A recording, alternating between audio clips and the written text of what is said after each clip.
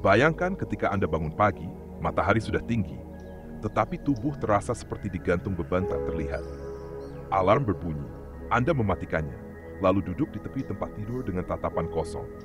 Rutinitas dimulai, mandi, sarapan, bekerja, semua berjalan seperti mesin yang sudah diprogram. Tidak ada yang salah, tetapi tidak ada yang benar-benar hidup juga. Di tengah kesibukan, tiba-tiba Anda tersadar. Kapan terakhir kali Anda merasa benar-benar bersemangat? Bukan sekadar senang, bukan sekadar termotivasi, tetapi benar-benar bergairah, seperti api yang menyala-nyala di dalam dada, membuat Anda ingin melompat dari tempat tidur setiap pagi karena tidak sabar menjalani hari? Lalu, pertanyaan yang lebih menggelitik muncul. Kemana perginya api itu? Anda mencoba mengingat. Dulu, mungkin 10 tahun yang lalu atau bahkan hanya 2 tahun lalu, ada sesuatu yang membuat jantung berdegup kencang. Mungkin saat Anda sedang mengerjakan proyek kreatif, jatuh cinta, atau sekadar menjelajahi tempat baru. Waktu itu, hidup terasa seperti petualangan. Setiap hari adalah halaman kosong yang menunggu untuk diisi. Tapi sekarang, semuanya terasa datar. Seperti menonton film yang sudah Anda hafal setiap adegannya. Anda masih bisa tertawa, masih bisa mencapai target, tapi semuanya terasa otomatis. Seperti hidup dalam versi diri sendiri yang sudah usang. Inilah paradoks yang aneh. Anda memiliki lebih banyak sekarang. Lebih banyak uang, lebih banyak pengalaman, lebih banyak keamanan. Tapi justru merasa lebih kosong daripada ketika Anda masih muda dan belum memiliki apa-apa. Anda mulai bertanya-tanya, apakah ini yang disebut kedewasaan? Menerima bahwa hidup pada akhirnya akan menjadi rutin yang membosankan? Ataukah Anda sedang terjebak dalam ilusi bahwa sudah waktunya berhenti bermimpi? Mungkinkah gairah itu tidak hilang, tetapi hanya terkubur di suatu tempat, menunggu untuk ditemukan kembali? Anda mencoba mengisi kekosongan itu. Belanja online, scroll media sosial tanpa henti, menonton serial hingga larut. Tapi semakin Anda mencoba menghibur diri, semakin dalam lubang itu terasa. Seperti menggenggam pasir, semakin erat Anda mencengkeram, semakin cepat ia terlepas. Lalu suatu sore, ketika Anda sedang duduk di teras, melihat anak-anak berlarian di taman, tiba-tiba Anda tersentak oleh sebuah ingatan. Anda melihat diri sendiri 10 tahun yang lalu, penuh semangat, penuh pertanyaan, penuh keinginan untuk mencoba hal-hal baru. Apa yang terjadi dengan dia? Apakah dia sudah mati? Atau hanya tertidur di suatu tempat dalam diri Anda? Dan yang lebih penting, apakah mungkin untuk membangunkannya kembali? Ini bukan sekadar pertanyaan tentang kebahagiaan. Ini tentang kehidupan yang terasa hidup.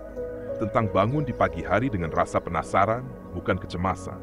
Tentang melihat dunia dengan mata yang masih bersinar, bukan sekadar melalui kacamata yang sudah buram. Tapi bagaimana caranya?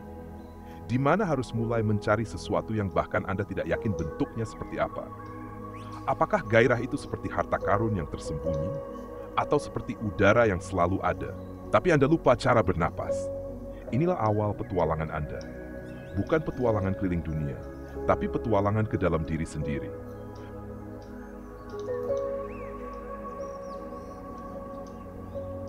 Karena jawabannya tidak ada di luar, tapi di suatu tempat di dalam, menunggu untuk ditemukan kembali.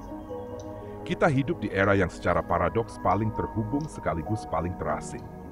Sebuah penelitian di Journal of Clinical Psychology mengungkapkan bahwa 62% orang dewasa mengalami apa yang disebut quiet desperation, perasaan kosong yang konstan meski hidup secara objektif baik-baik saja. Dari mana datangnya kehilangan gairah hidup ini? Kita telah menciptakan dunia di mana makanan datang dengan sekali klik, hiburan tersedia tanpa batas, komunikasi terjadi tanpa sentuhan. Tapi justru inilah masalahnya. Sistem dopamin kita berevolusi untuk merespons usaha dan pencapaian. Ketika segala sesuatu menjadi instan, otak kita kehilangan kemampuan untuk merasa puas. Seperti kata psikolog Viktor Frankl, ketika kita tidak bisa menemukan makna, kita mencari hiburan. Ada 3 penjara tak terlihat yang mengurung gairah kita. Penjara kesempurnaan, dengan takut gagal sebelum mulai. Penjara rutinitas, yang terjebak dalam siklus autopilot. Dan penjara perbandingan, yang selalu mengukur diri dengan highlight reel orang lain. Neurologis membuktikan bahwa kebiasaan terus-menerus membandingkan hidup kita dengan yang lain bisa mematikan pusat motivasi di otak. Para pemikir besar sebenarnya sudah memperingatkan kita. Nietzsche mengatakan, dia yang memiliki mengapa akan mampu menanggung hampir semua bagaimana. Kierkegaard menyebut, Kecemasan adalah pusingnya kebebasan. Dan Buddha mengajarkan, penderitaan muncul dari keterikatan. Kita kehilangan gairah karena kita terikat pada versi diri yang sudah tidak relevan, pada harapan yang tidak lagi menyala, pada masa lalu yang sudah mati. Kesalahan terbesar kita adalah menganggap gairah seperti harta karun yang harus dicari. Psikologi positif modern membuktikan sebaliknya. Passion dibangun, bukan ditemukan. Kita menunggu kilatan inspirasi, padahal api kecil perlu terus ditiup agar tidak padam. Masa kanak-kanak penuh gairah karena penuh eksperimen. Seiring dewasa, kita berhenti mencoba hal baru. Neuroplastisitas otak kita menurun, dan bersamanya kemampuan untuk merasa kagum. Seperti kata Einstein, ada dua cara menjalani hidup. Seolah tidak ada keajaiban, atau seolah semuanya adalah keajaiban. Kita telah memilih yang pertama. Lalu bagaimana cara melepaskan diri dari jerat ini? Bagaimana membangunkan kembali rasa ingin tahu yang sudah tertidur?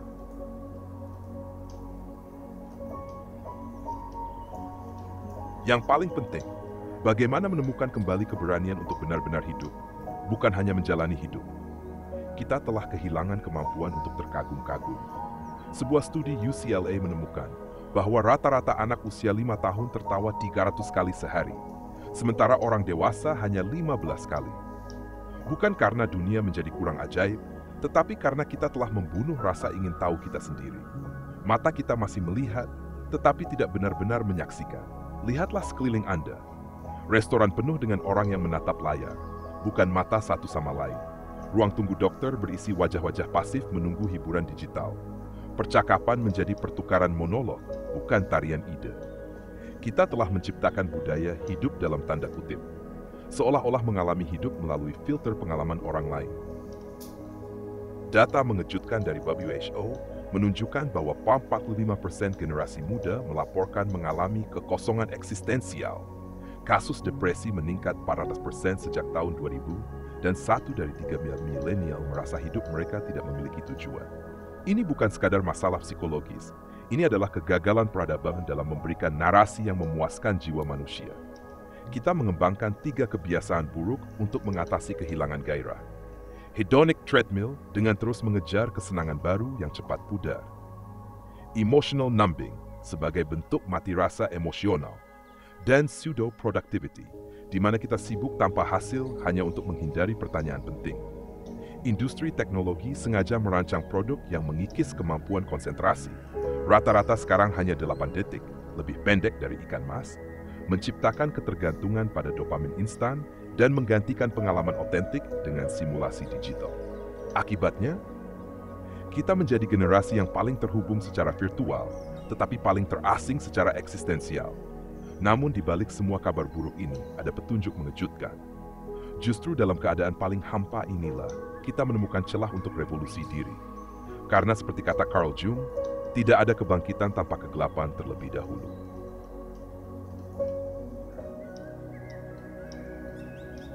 Mulailah dengan membuang peta hidup yang sudah kedaluarsa.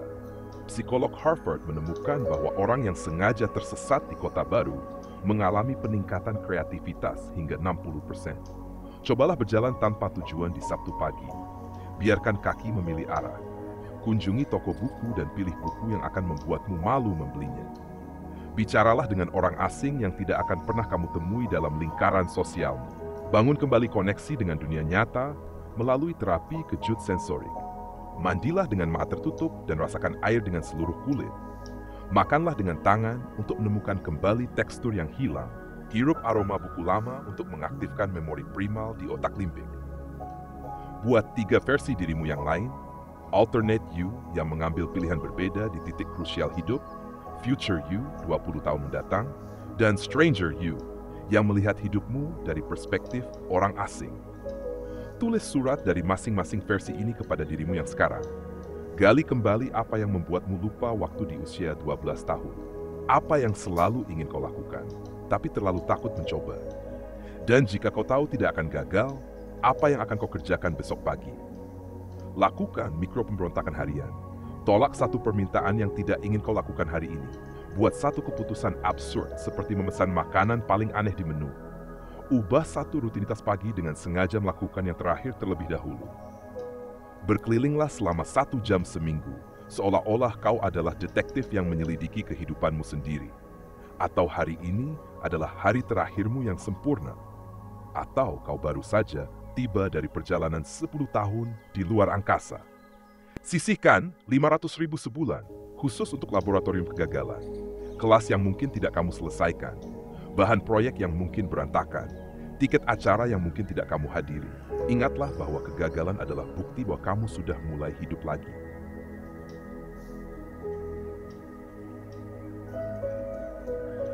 Inilah kebenaran yang mengejutkan. Gairah bukan sesuatu yang Anda temukan, melainkan sesuatu yang Anda putuskan. Penelitian Harvard tentang psikologi motivasi membuktikan bahwa emosi mengikuti tindakan, bukan sebaliknya. Saat Anda mulai bergerak, bahkan tanpa inspirasi, alam semesta akan merespons dengan memberikan alasan untuk terus bergerak. Proses menemukan gairah mirip dengan mitos Phoenix. Pertama, membakar diri lama dan melepaskan identitas yang sudah tidak relevan. Lalu melalui fase ketidaknyamanan sebagai abu ketidakpastian yang diperlukan, akhirnya mengalami kelahiran sayap baru sebagai versi diri yang lebih otentik. Seperti kata Nietzsche, tidak ada jiwa yang statis, kita menjadi apa yang kita lakukan berulang kali. Gairah adalah api yang membutuhkan bahan bakar tindakan. Setiap langkah kecil adalah percikan yang bisa membakar kembali semangat yang telah padam. Gairah sejati bukan tentang menemukan tujuan hidup besar, mencari passion sejati, atau menunggu inspirasi turun dari langit. Melainkan tentang merangkul ketidakpastian, menemukan keajaiban dalam hal kecil, dan berani merasa tidak nyaman lagi. Cobalah praktik transformatif ini setiap pagi. Tanyakan pada diri, apa yang bisa saya lakukan hari ini untuk membuat diri saya yang berusia 8 tahun bangga? Lakukan latihan kematian dengan bertanya, apa yang ingin orang ingat tentang saya dalam 100 tahun? Mainkan permainan keberanian dengan menantang diri. Jika saya 10% lebih berani hari ini, apa yang akan saya lakukan berbeda? Bayangkan hidup di mana setiap pagi Anda bangun dengan rasa penasaran, kegagalan terasa seperti petualangan, dan Anda tidur dengan perasaan telah benar-benar hidup. Ini bukan khayalan, ini adalah pilihan yang tersedia bagi siapa saja yang berani membuat keputusan sederhana untuk mulai menunjukkan diri sepenuhnya kepada dunia, sedikit demi sedikit, setiap hari. Gairah Anda tidak hilang. Ia hanya menunggu Anda di balik ketakutan yang belum Anda hadapi, dalam percakapan yang belum Anda mulai, pada halaman buku yang belum Anda buka, di ujung jalan yang belum Anda ambil. Seperti kata penyair Rumi, apa yang Anda cari sedang mencari Anda. Sekarang saatnya berhenti mencari dan mulai menjadi ditemukan. Pada akhirnya, kau akan mengerti bahwa gairah bukan api yang menunggu ditemukan, melainkan percikan yang lahir dari gesekan antara keberanian dan ketidakpastian. Dan hari ini, dengan segala ketidaksempurnaannya, adalah bahan bakar terbaik yang pernah kau miliki. Terima kasih sudah menonton sampai akhir. Jika video ini bermanfaat, bagikan kepada orang-orang terdekat, dan jangan lupa subscribe untuk mendukung channel ini. Tinggalkan juga komentar atau pemikiran Anda di bawah. Saya selalu senang membacanya. Semoga hari Anda dipenuhi kebahagiaan dan energi positif. Sampai jumpa di video berikutnya.